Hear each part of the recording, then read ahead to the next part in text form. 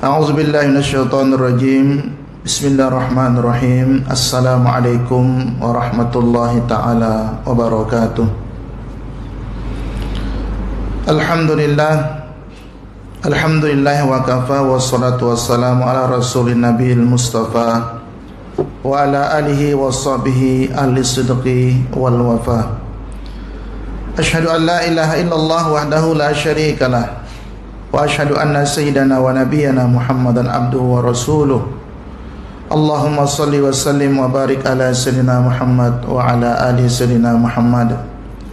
Rabbi shrah li sadri wa yassir li amri wahlul 'uqdatam min lisani yafqahu qawli. Allahumma yassir wa la tu'assir bi ya Allah. Rabbi tammim lana bil khair wa ba'du. Alhamdulillah, puji dan syukur kehadirat Allah Subhanahu wa ta'ala kerana masih lagi memberikan nikmat kepada kita, nikmat iman dan Islam. Mudah-mudahan Allah Subhanahu wa ta'ala sentiasa memberikan naungan kesehatan jasmani dan rohani, taufik dan hidayah, dan juga keamanan dan kedamaian kepada kita, sehingga kita dapat melakukan segala kewajiban kita, tuntutan agama kita dengan sempurna. Amin, Allahumma amin. Salawat dan salam kepada junjungan kita baginda Rasulullah sallallahu alaihi wasallam. Mudah-mudahan Allah Subhanahu wa taala memilih kita di antara umat-umat baginda yang sentiasa menegakkan sunnah-sunnah baginda Rasulullah sallallahu alaihi wasallam. Sebagaimana dalam riwayat Imam Al-Bukhari, Rasulullah sallallahu alaihi wasallam bersabda, salatul jama'ati afdalu min salatil fardhi bi 27 darajah. Hadis sahih. Keutamaan keafdalan salat berjamaah adalah dibandingkan dengan salat secara sendiri, secara bersendirian, itu lebih afdal daripada 27 derajat. Kalau dengan hitungan angka 27 dengan satu yang mungkin di sisi kita biasa-biasa saja, cuma 1 dan 27. Diceritakan bahwa seorang waliullah ditanya oleh seseorang yang tertinggal solat berjamaah. Karena zaman dahulu orang untuk mendatangi solat berjamaah itu memerlukan masa dan waktu, kadang duduk di kampung jauh untuk mendatanginya, kadang naik kenderaan, kadang jalan kaki. Kalau terjadi halangan seumpama na'udzubillahi min dzalik, mungkin ribut, mungkin angin dan seumpamanya, ataupun topan dan badai, mereka akan terkendala untuk datang pergi melaksanakan solat berjamaah. Pendek cerita, dia tertinggal solat isya berjamaah. Sampai di masjid, orang pun dah selesai melaksanakan solat jamaah di Masjid Nabawi. Kemudian kerana merasa dia tertinggal solat berjamaah, maka dia pun solat mengganti yang tertinggal itu 27 kali. Tetapi dalam mimpi, si laki tersebut melihat ada orang di depannya. Dia nak kejar orang tersebut supaya sama sampai jalan, atau paling tidak di belakangnya. Tak sampai-sampai. Sampai belakang saya, orang tu dah menjauh terus berterusan. Kemudian dia berpikir, apakah tak cukup saya bayar dengan 27? Sebab kan kalau solat sendiri cuma dapat 1 derajat saja berbanding dengan solat berjamaah. Dah bayar dah buat 27 kali, tapi ternyata tak juga mendapatkan dia dalam mimpi itu dia tafsirkan dengan dia masih tertinggal lagi, maka dia buat 100, mimpi lagi juga tak dapat mengejar lelaki tersebut, hanya dia buat 1000 rakaat. 1000 rakaat pun ternyata tetap tak sanggup untuk mengejar pada kali yang ketiga. Akhirnya dia bertanya kepada seorang ulama, kamu tidak akan dapat mengejarnya. Yang tertinggal daripada salat berjamaah itu tidak dapat dibayar sejumlah manapun salat kita. Maka tuan-tuan rahimakumullah, Daripada sabda Rasulullah SAW dalam kisah ini, kemudian dalam hadis lain yang disebutkan bahawa seseorang yang meninggalkan solat berjamaah, Nabi berazam untuk mengumpulkan kayu bakar untuk membakar rumah-rumah orang yang bertinggal daripada solat berjamaah. Kemudian manakala Nabi menyadari bahawa di rumah tersebut ada orang-orang yang tidak dibebankan untuk solat berjamaah, seperti kita kaum lelaki, ada orang-orang tua, ada para wanita, ada kanak-kanak, maka Nabi mengurungkan niat baginda untuk membakar rumah orang yang tak solat berjamaah. Seorang lelaki zaman Sayyidina Umar Ibn Khattab ditanya kepada ibunya. Mungkin Sayyidina Umar kenal dengan pemuda tersebut. Ditanya kepada ibu, "Wahai ibu, saya tak nampak pulang. Mana anak puan mana?" Si ibu menjawab, "Tuan Amirul Mukminin, anak saya malam tadi solat tahajud qiyamul lail sepanjang malam. Jadi dia terlambat untuk solat berjamaah." Kata Sayyidina Umar Ibn Khattab, "Jangan buat lagi. Biar dia solat sepanjang malam, tak akan terbayar. Solat tahajud sepanjang malam, tak akan terbayar solat subuh secara berjamaah yang ditinggalkannya." Maka tuan-tuan yang dirahmati Allah Subhanahu wa ta'ala, daripada kisah-kisah ini dan hadis-hadis Nabi, dapat kita mengambil iktibar dan gambaran betapa ruginya ketika kita tertinggal solat berjamaah. Bahkan para sahabat untuk mengenal mereka siapa yang munafik pada masa itu, mereka tak perlu cari sesiapa. Mereka cukup melihat siapa yang tak hadir solat berjamaah, secara khusus solat fardu subuh dan solat fardu asar. Maka mereka dapat memastikan kalau orang tersebut terkena penyakit nifak di dalam hatinya, munafik. Itu zaman dahulu. Sehingga orang yang tertinggal takbiratul ula, ini untuk muhasabah diri kita lah. Bukan berarti Al-Faqih yang menyampaikan ini paling menjaga. Sama-sama kita mengurangkan ataupun lebih meningkatkan solat berjamaah kita. Untuk yang tertinggal takbiratul ula, bukan tak solat berjemaah. Takbiratul ula maknanya setelah imam takbir, kemudian baca Fatihah, kemudian baca ayat, kemudian nak ruku, datang seseorang Allahu Akbar, ikut di belakang. Orang macam ni nanti dia akan ruku bersama imam, tidak, dia tak perlu mengganti, tak perlu masbuk. Orang tersebut akan ditakziahi 3 hari 3 malam. Sama seperti takziah ketika ada yang kematian, ditakziahi, disabari, sabar, jangan risau, jangan bimbang. Ini menunjukkan betapa solat berjamaah ini adalah di antara sunnah Rasulullah SAW yang terbesar untuk kita tegakkan. Apalagi sekarang zaman-zaman perang saudara kita di Palestin, perlu kita pertingkatkan dan kita doakan dengan kurut nazilahnya, supaya mereka diberikan kemenangan oleh Allah Subhanahu wa ta'ala. Kita banyak-banyakkan membaca la haula wa la quwwata illa billahil aliyil azim. Ini sebuah kisah zaman Rasulullah sallallahu alaihi wasallam. Sahabat Nabi bernama Ibnu Auf. Ibnu Auf ini ditawan oleh tentara kafir, sehingga ibu ayahnya begitu risau, begitu bimbang tentang keselamatan anaknya, itu Ibnu Auf. Maka ibu ayahnya mengadu kepada Rasulullah SAW, macam mana nasib anak beliau yang ditawan oleh orang kafir. Kita tahu orang kafir menawan musuh itu bukan seperti umat Islam. perang umat Islam dan orang kafir. Nabi bagi tahu, kanak-kanak jangan dibunuh, wanita jangan dibunuh, orang tua jangan dibunuh, tempat ibadah jangan dibunuh, pokok-pokok jangan dipotong. Itu adab peperangan. Tapi kita tengok Zionis sekarang, apa yang mereka buat. Kanak-kanak, tak kanak-kanak hospital pun dia bantai. Jadi memang patut kita umat Islam tu, kalau kita punya sifat kecemburuan tentang agama, memang kita kena betul-betul doa-doa dalam qunut nazilah.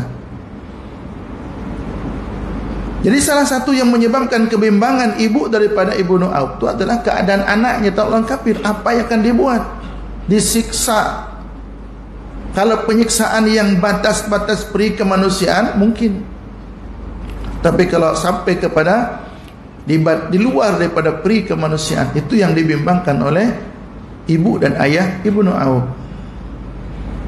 Maka mengadu kepada Rasulullah sallallahu alaihi wasallam, maka disampaikan kepada ibu dan ayah daripada Ibnu Auf. Kata Rasulullah sallallahu alaihi wasallam, banyak-banyak baca la haula wala quwata illa billahil aliyil azim.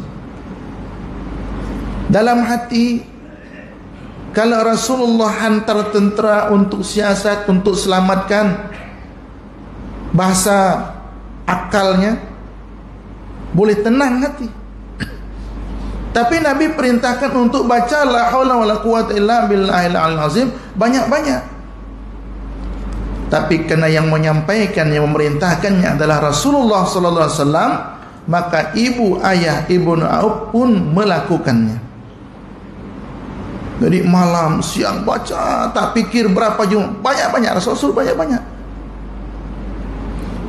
Setelah dalam beberapa hari, ada mengatakan seminggu, ataupun beberapa hari selepas beliau mengamalkan itu, tiba-tiba anak beliau Ibnu Auf tu balik. Bukan setakat balik dengan selamat, tapi balik membawa harta rampasan perang, harta ghanimah lagi. Kekuatan zikrullah la haula wala quwata illa billahil aliyil azim.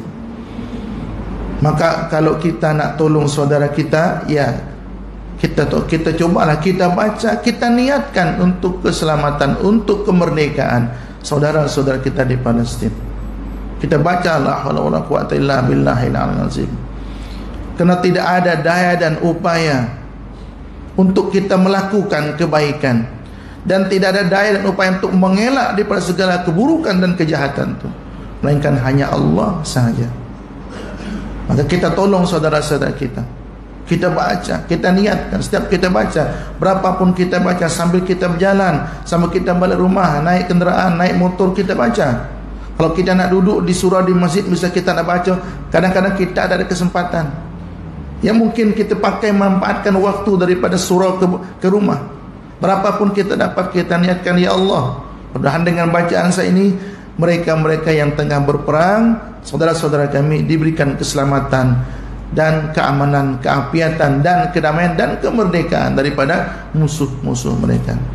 Tuan-tuan yang dirahmati Allah Subhanahu wa ta'ala, kita dengan kitab Tarikhul Khulafa al-Imam Jalaluddin As-Suyuti rahimahullahu ta'ala.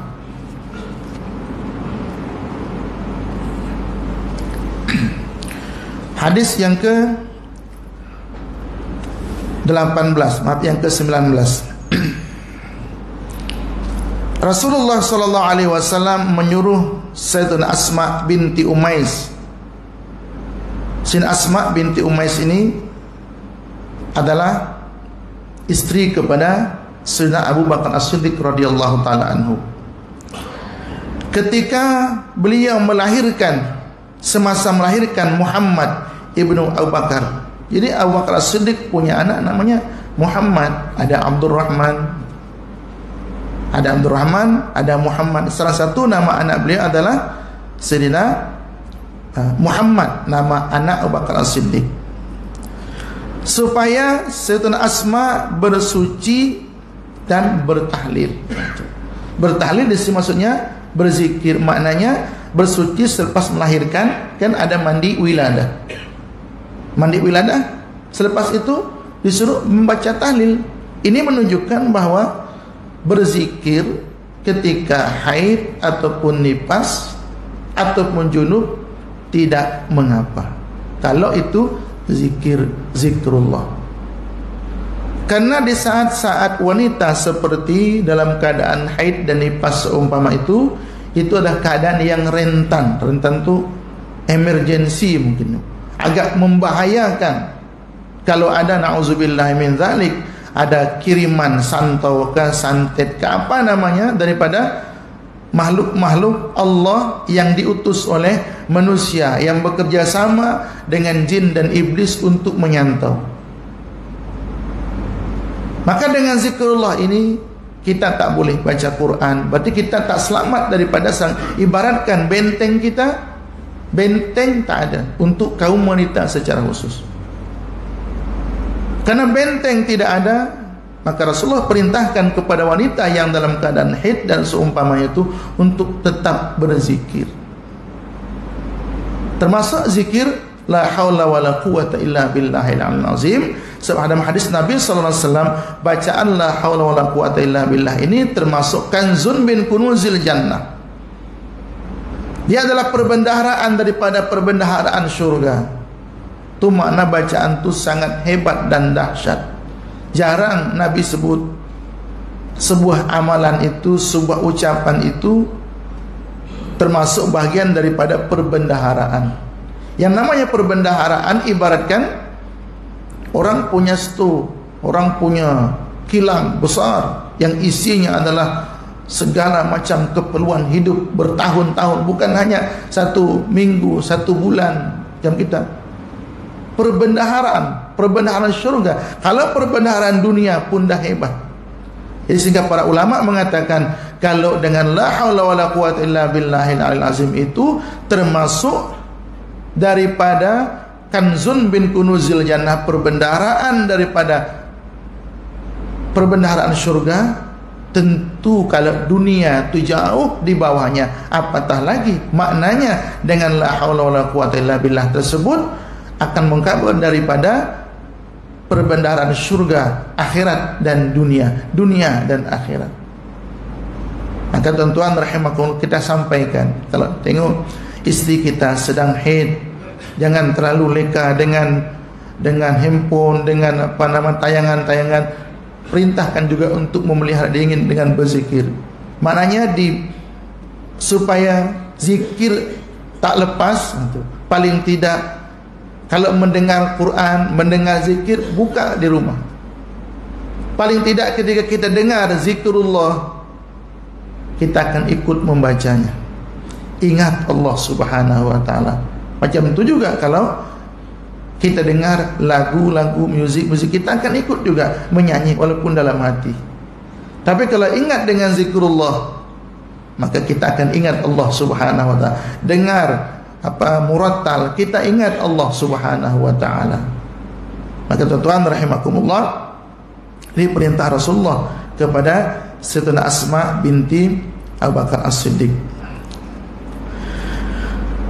Kemudian hadis selanjutnya Rasulullah SAW disoal dalam hadisnya, hadis yang ke 19 mana? Rasulullah sallallahu alaihi wasallam ditanya, ayul haji afdal? Manakah haji yang paling afdal? Ini mungkin tuan-tuan rahimakumullah, ketika Allah anugerahkan kepada seseorang dapat menunaikan ibadah haji. Jadi ada haji yang kita dapatkan sah, rukun dan syaratnya terpenuhi, tetapi setakat sah. Dapat pahala, dapat banyak, tetapi tidak berbanding ataupun tak balance dengan biaya dan biaya, dana, tenaga, waktu yang kita gunakan. Antrian haji puluhan tahun, sekali dapat menunaikan ibadah haji, kita tak ambil kesempatan emas, Kita hanya buat ya sekedar sah secara rukun dan syarat, dapat pahala banyak. Selebih daripada itu, kita sibuk dengan umpamanya mengambil gambar, merekam jejak kita menunaikan ibadah haji. Tuan-tuan, misalkan alhamdulillah kami sekarang tengah berada di Mina, kami tengah wukuf di Arafah. Bukan tak boleh, bukan tak boleh, cuma takut bimbang perkara-perkara tersebut akan mengalihkan perhatian kita lillahi ta'ala tadi itu. Ini yang penyakit akhir zaman, tak dapat dinafikan. Rugi kita, rugi kita. Alhamdulillah ketika pada masa sempat ziarah itu, saya pun terpalitlah bahasanya.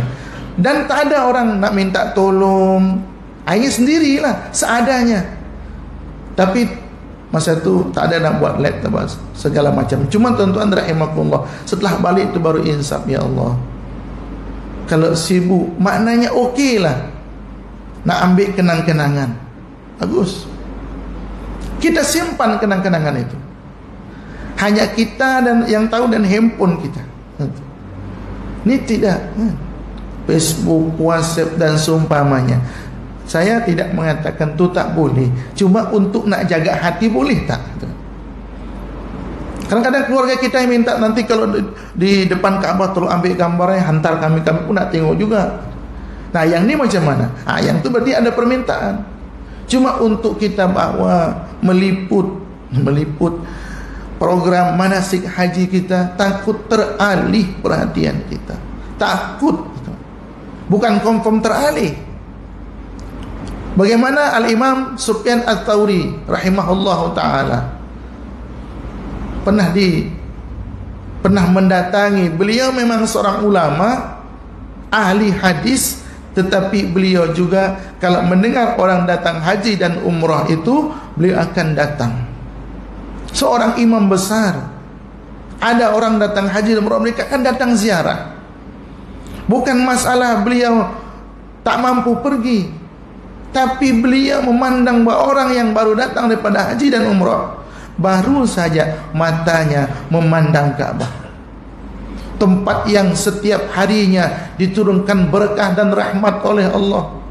Solat di Masjidil Haram, solat di Masjid Nabawi, ziarah ke makam Nabi, tempat-tempat yang baik-baik belaka yang pernah dilalui. Maka Imam Sufyan Ats-Tsauri menziarahi, bukan nak minta oleh-oleh.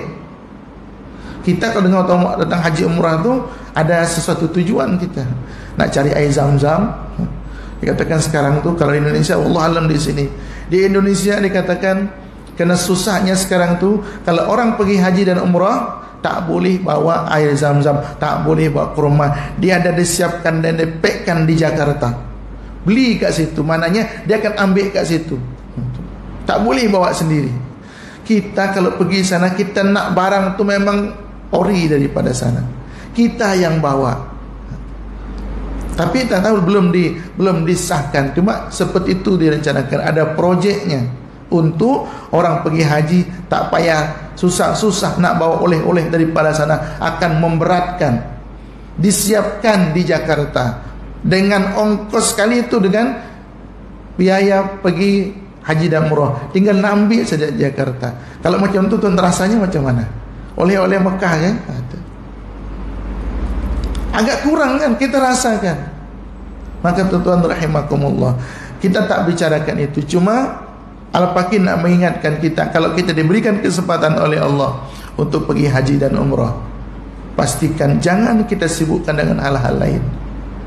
Maka Imam Sufyan Ats-Tsauri, beliau imam Amirul Mukminin fil hadis.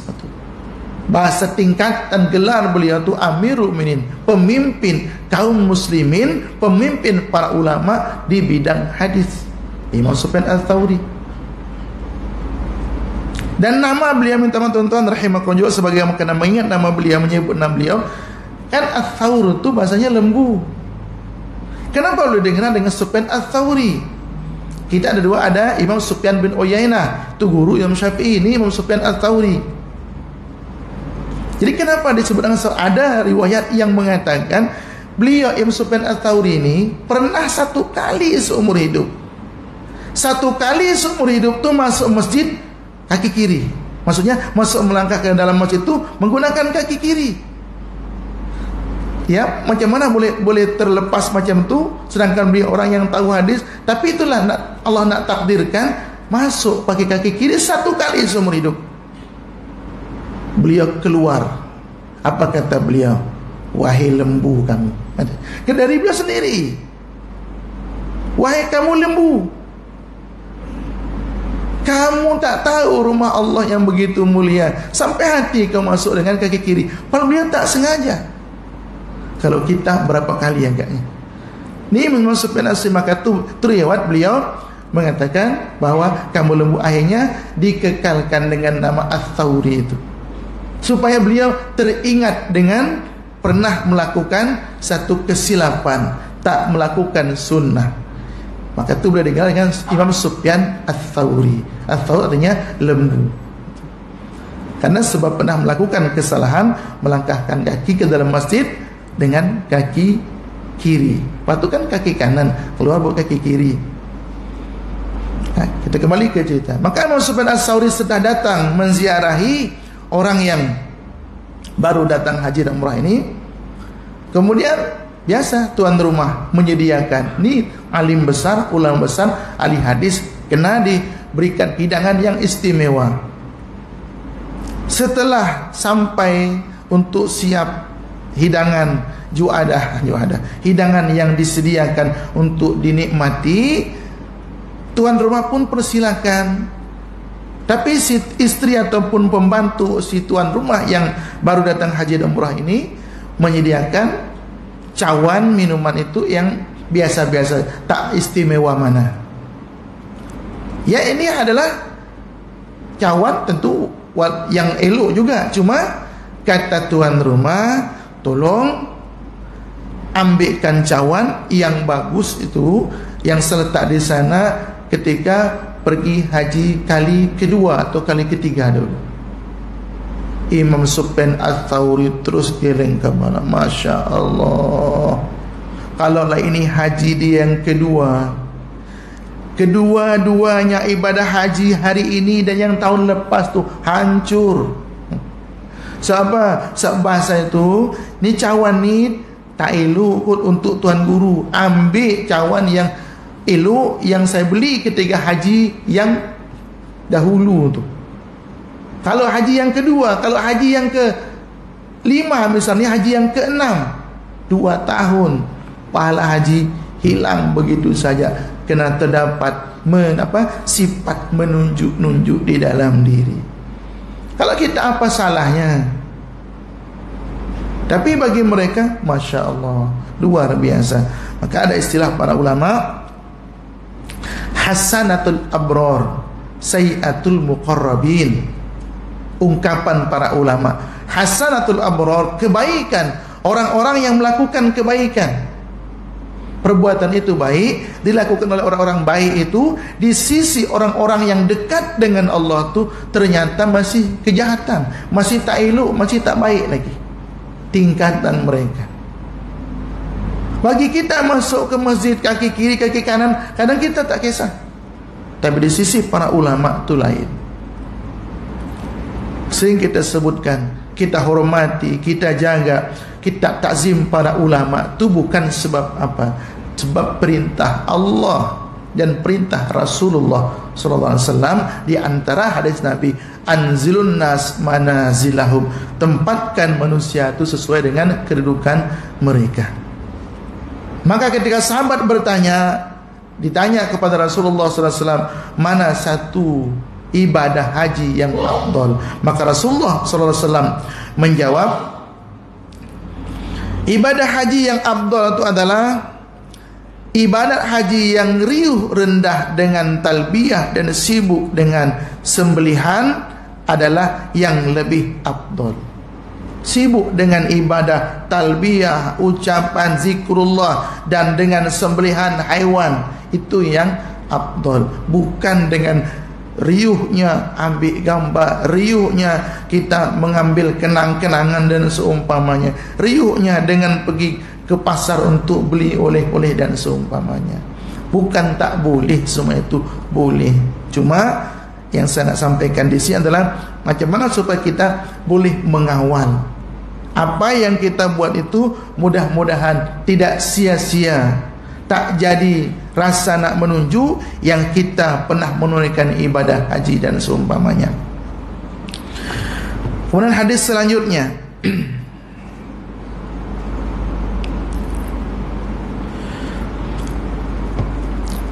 annahu, ini hadis-hadis riwayat dari Sayyidina Abu Bakar As-Siddiq radhiyallahu taala anhu.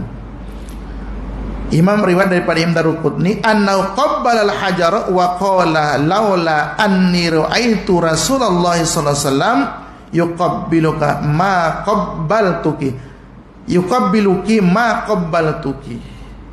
Supaya kita tahu, kita mencium Hajar Aswad itu atas apa niat kita. Ini cerita Sayyidina Abu Bakar As-Siddiq, beliau mengatakan, bercakap dengan Hajar Aswad itu, wahai Hajar Aswad, andai kata saya tak tengok Rasulullah mencium kamu, aku tak buat, aku tak mencium kamu. Jadi supaya kita ketika kita mencium Hajar Aswad tu dah rasa Masya Allah, perasaan tu dah lain. Dikatakan Hajar Aswad itu adalah yaminullah, tangan kanan Allah di atas bumi. Begitu mulianya. Tetapi mereka punya prinsip. Sayyidina Abu Bakar memberikan hadis seperti, dan Sayyidina Umar pun sama, berkata seperti itu. Supaya nanti kalau kita cium Hajar Aswad itu memang, kenapa? Ittiba saja. Kena mengikut. Rasulullah pernah cium dan Rasul perintahkan untuk menciumnya. Bukan kalau kita menciumnya sampai kita tak meraihkan keselamatan ataupun saudara-saudara kita yang tengah berjuang sama-sama untuk merebut cium Hajar Aswad, kita tak peduli, kita tolak dia, kita sepak dia, janji kita masuk. Bukan seperti itu. Supaya kita mengetahuinya, kita kenapa nak pergi cium Hajar Aswad? Yang pertama, fadilahnya dikatakan yaminullah, bukan berarti tangan Allah. Ini hanya kinayah saja untuk memberitahu kepada kita mulianya Hajar Aswad. Tapi orang-orang orientalis bukan seperti itu memahaminya. Hajar Aswad itu kan hitam, takkan tangan Allah hitam? Banyak tuan-tuan rahimakumullah, saya menemukan mereka, ya Allah Rabbi Karim, Sayyidina Aisyah dinikahi oleh Rasulullah SAW itu dalam Sahih Bukhari, umur 6 tahun dan berkumpul umur 9 tahun. Apa masalahnya? Oh, itu kan di bawah umur dan sebagainya, macam-macam. Kalau hadisnya mengatakan seperti itu, kita nak ingkari macam mana? Maka itu para ulama untuk menjawab perkara ini, 6 tahun Sayyidina Aisyah dahulu itu tak seperti kita, tak seperti wanita zaman kita sekarang. Itu perbandingannya. Maka tuan-tuan rahimakumullah, kita nak jawab mereka-mereka tu kadang-kadang kita tu, ya Allah, persoalannya adalah kita nak jawab mereka kalau mereka percaya hadis. Kalau kita jawab dialog mereka percaya, okey, kita boleh jawab. Masalahnya mereka tak percaya hadis Nabi. Dalam hadis Sahih Bukhari, kita diperintah, sudah kita sebutkan minggu lepas, kita diperintah. Perintah itu maknanya kalau kita temukan cicak, bunuh, tak ada masalah. Tapi bukan berarti kita punya kerja hari-hari pergi buru cicak. Tidak. Dalam riwayat Sahih Bukhari, hadisnya sahih, Rasulullah SAW ketika kecil itu, masa kecil lagi, masa remaja, belum balik lagi, ketika membina Kaabah, Rasulullah pun ikut serta mengangkat batu. Tapi kan kalau pakai jubah, pakai kain yang labuh tu, akan menyusahkan Nabi mengangkat batu. Sahabat-sahabat yang lain kan menyusahkan, dia angkat, aurat terlihat, tak terlihat, tak ada masalah. Tapi Nabi kan angkat batu, tepi kain jatuh. Jadi kata paman pakcik beliau, Al-Abbas, Muhammad, coba kau angkat kau punya kain, ikat, atas sikit, sehingga untuk terikat itu akan terlihat aurat. Diangkat batu dan buat jatuh lagi sampai 3 kali. Ini maknanya Nabi tak dibenarkan oleh Allah. Ini kan irhas nih. Keajaiban yang berlaku sebelum Nabi diangkat menjadi Rasul itu termasuk irhasat. Mukjizat setelah Nabi menjadi Nabi itu baru mukjizat. Sebelum itu irhas namanya. Sehingga Allah tak izinkan Nabi mengangkat pakaiannya sehingga terlihat auratnya, jatuh juga. Dalam Sahih Bukhari hadisnya ada. Orientalis memahami, tengok tuh. Ada ke dalam hadis Nabi, ada dalam hadis Bukhari ini Rasulullah terlihat kemaluannya. Memang dahsyat tuduhan mereka. Mereka mencari hadis-hadis yang seperti itu untuk dikritik. Kalau hadisnya tak sabit, mungkin boleh diperbincangkan. Ini hadisnya sabit. Maka tuh ketika mereka mengajak dialog itu, yang pertama kali akan saya tanya, awak percaya hadis tak? Kalau tak percaya, nak bagi hadis-hadis yang dah biasa dikritik oleh oleh orientalis, saya tak percaya. Hadis-hadis seperti itu, contoh hadis Sahih Bukhari, hadis Sahih juga, Sirina Musa alaihissalam. Kita ingat kisah itu. Di kalangan Bani Israel, orang-orang Yahudi dahulu menuduh Nabi Musa itu punya penyakit kulit seluruh badan.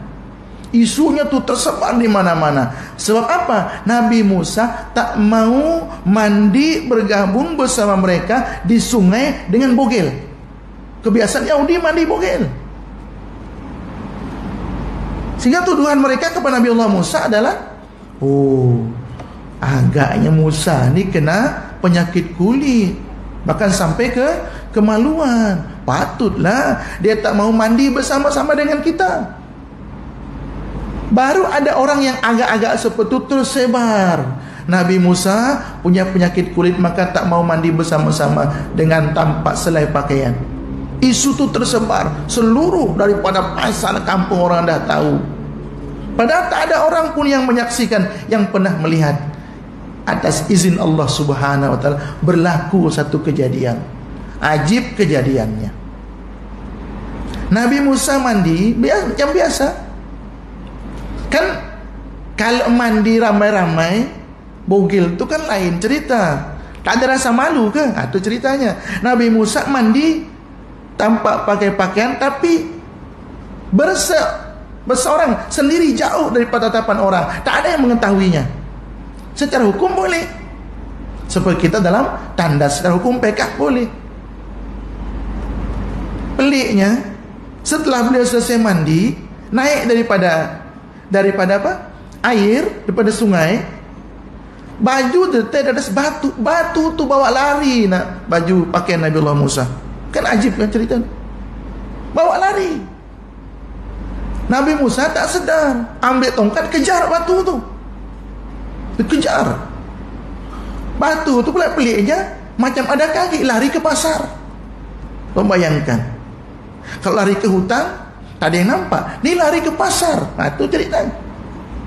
Orang tengok, tak ada pun. Ya, kalau nak pergi lari ke pasar, orang ramai di pasar tengok. Nabi Musa tak sedar, sambil dia ketuk batu tu berhenti. Sampai pasar, batu tu berhenti. Orang pasar, satu pasar tengok, di jalan tengok Nabi Musa kejar, batu melarikan pakaian beliau. Sambil batu tu dipukul. Kata orang-orang, tak ada pun penyakit kulit, bersih je kulitnya. Allah nak bersihkan Nabi Musa daripada tuduhan itu. Tuduhan orang-orang yang memfitnah Nabi Musa ada penyakit kulit. Hadis-hadis seperti ini tuan-tuan rahimakumullah, kalau kita pahami secara iman, tak ada muskil. Allah nak tolong Nabi Musa untuk selamat. Seperti dia mengatakan, tengok ni, aku tak ada penyakit kulitku, tengok nak buka pakaian tak mungkin. Maka cara Allah lah yang berlaku. Orientalis mengkritik hadis-hadis seperti ini. Mereka-mereka yang menginginkan Islam itu rosak namanya, mereka akan gunakan hadis-hadis ini. Adakah macam tu berlaku? Itu menghinalah kepada Nabi kononnya. Konon beradab sangat, menghina kepada Nabi. Ini Imam Bukhari tak betul. Ini Imam Bukhari dapat riwayat daripada Yahudi. Wah, Masya Allah, tuan-tuan rahimakumullah. Maka tuan-tuan, supaya kita mengerti, supaya kita memahami bahwa kita umat Islam sahaja yang dapat menjaga agama ini. Sebagaimana khutbah Jumat semalam kan, di antara maqasid syariah itu kan, itu di antaranya menjaga agama supaya dipahami dengan betul, diamalkan dengan betul. Nak tunggu siapa nak amalkan agama ni kalau tidak kita umatnya? Pastikan adab kita masuk masjid, tadi pernah kita sebut, kaki kanan, keluar kaki kiri, doa sebelum masuk, doa sebelum keluar, doa keluar, doa masuk, masuk tandas, kaki kiri keluar, kaki kanan masuk rumah, kaki kanan keluar, kaki kiri, dengan doa-doanya. Supaya amal, supaya Islam ini, supaya agama ini diamalkan. Macam mana kalau Islam ada, kita tahu amalannya, salat berjamaah, kita tahu fadilatnya, pahalanya, tapi Allah Subhanahu wa taala menginginkan kita mengamalkannya walaupun bukan wajib. Di sisi kita sunnah muakkadah salat berjamaah. Tapi jumhur ulama fardu ain. Kita mazhab Syafi'i solat berjamaah ini sunnah muakkadah, sunnah yang sangat digalakkan, tapi tak sampai kepada wajib. Tapi jumhur ulama berdasarkan hadis-hadis Nabi yang kita sebutkan tadi awal, itu menunjukkan bahwa solat berjamaah itu fardu ain. Kalau kita tidak melaksanakan solat berjamaah, kita imarahkan surah masjid kita, nikmat kita solat di dalamnya, siapa kita nak harapkan? Maka tuan-tuan rahimakumullah, tidak ada kata-kata, tidak ada bahasa lain untuk Al-Fakir kita nak sampaikan supaya kita bertanggung jawab. Itu inti khutbahnya. Saya ulang sedikit, kita bertanggung jawab, mengetahui, mengamalkan dengan cara yang betul dan benar, dan dengan ilmu tentunya. Kalau kita nak harapkan mereka yang memang dah benci Islam, tak mungkin mereka akan mengamalkan. Mereka tahu Islam tu, mereka akan cari celah-celah untuk merendahkan Islam, untuk menghina Nabi Muhammad SAW. Kita bangkit membela. Bagaimana kita tengok mereka-mereka supaya kita tidak minta maaf dengan bahasa, kita tidak tertipu dengan isu semasa. Kecoh, mengikuti juga kisah isu-isu itu. Kecoh satu dunia kan. Saya tidak nak bincang lah, cuma itulah kita. Media sosial yang mengangkat seseorang tinggi, media sosial juga yang akan menghumban orang daripada langit yang ketujuh ke bumi, habis hancur lebur. Itu faktanya. Kita kalau tahu tu kita senyap. Kita tak tahu berita, ya Allah Rabbi Karim, jangan kita nak kotori lidah kita, tulisan kita, tangan kita, kita komen hal yang kita tak tahu. Saya simple memikirkan tu. Ini bukan rumah, kita nak bincang sih, supaya jangan sampai berlaku ke depan lah. Kita jaga, yang tahu, yang tak tahu tak apa. Macam mana boleh dia sampai dikeji habis-habis oleh kaum Hawa terutamanya? Kalau tidak daripada rumah tangga yang buka aib itu keluar. Bukankah sebelum dikatakan ridha? Ceritanya, bukankah orang dia katakan saya ridha? Ternyata tak cukup sampai itu. Sampai sekarang, sampai beberapa minggu ke depan, ada yang mengatakan ala biasalah, influencer apalah bahasanya itu nak cari viewer dan seumpama. Saya tak pentingkan itu. Cuma kita yang ikut terbabit untuk komen, share, maki, ya, macam-macam. Tak kita merasa berdosa ke? Itu ya. Kita disibukkan oleh perhatian kita itu untuk mengenang saudara-saudara kita di Palestina yang tengah dibunuh. Teralih perhatian kita ikut komen yang tu. Akhirnya saya takut juga ni misi-misi daripada mereka Yahudi juga untuk memberikan pemberitaan-pemberitaan yang tak betul. Macam-macam tuan-tuan rahimahullah. Takut, tetap kita fokus. Doa kita kepada saudara kita di Palestin, apapun kejadian semasa yang mengalihkan perhatian kita, lah takut itu. Ya mungkin mereka tak sengaja, tetapi walau macam manapun media mengendalikan, dimanfaatkan itu. Asal pernah kita komen sekali aja, melintas di paparan kita, kita komen tak betul, dia akan terus datangkan. Sesekali dia tengok. Saya kata saya tak sokong siapa. Kalau memang dia salah, tapi tolong, takut apa yang kalian komen, yang kita komen tak sepadan dengan perbuatan yang dia buat. Takut kesalahan yang kita timpakan kepadanya lebih besar. Ingat, kita ada hari pembalasan. Itu. Rupa-rupanya sesebab itu je hari-hari dapat berita. Padahal tak like pun, hanya komen, nasihatkan kepada kawan-kawan. Ini siapa yang mengaturnya? Pemilik media itulah yang memang perlu kepada Israel untuk mengalihkan perhatian, paling tidak bukan hanya di Malaysia, di Indonesia pun sama. Isu yang terbaru, yang terhangat itu. Tuan-tuan rahimakumullah, rumah tangga tak boleh disampaikan di media. Cukuplah. Mau 1, 2, 3, 4 cukuplah. Tapi sebab apa? Sebab mereka memang mendahului berita itu ketika sweet-sweetnya di media. Oh, Masya Allah, like, berkah. Akhirnya hancur mereka juga oleh media. Jadi jaga kita. Maka mudah-mudahan Allah selamat. Itulah namanya fitnah dunia, fitnah media sosial. Mudah-mudahan Allah selamatkan kita. Kita tidak terbabit dengan hal-hal yang tidak kita ingini.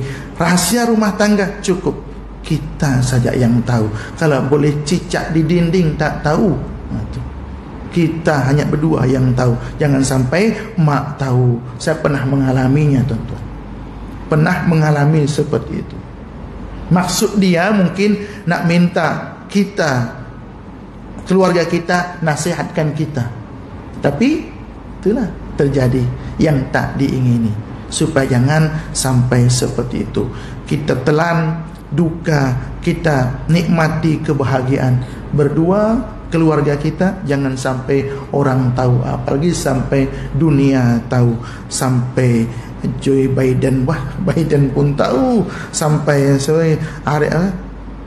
Netanyahu pun tahu. Sebab kita post dia di dunia maya.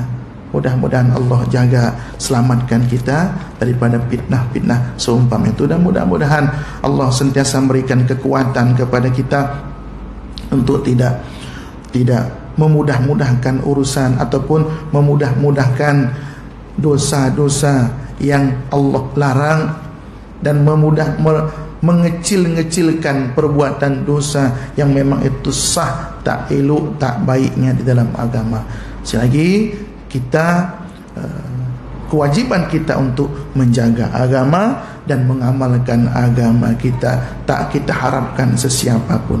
Kalau agama tidak kita amalkan, tidak kita pegang, maka jangan harap orang akan melakukan sebaliknya, menolong agama kita. Hancurnya agama kita boleh jadi juga sebab pemeluknya. Maka kita tak mau, seperti dikatakan oleh Al-Ghazali, bahwa umat agama Islam itu terhijab dengan umatnya.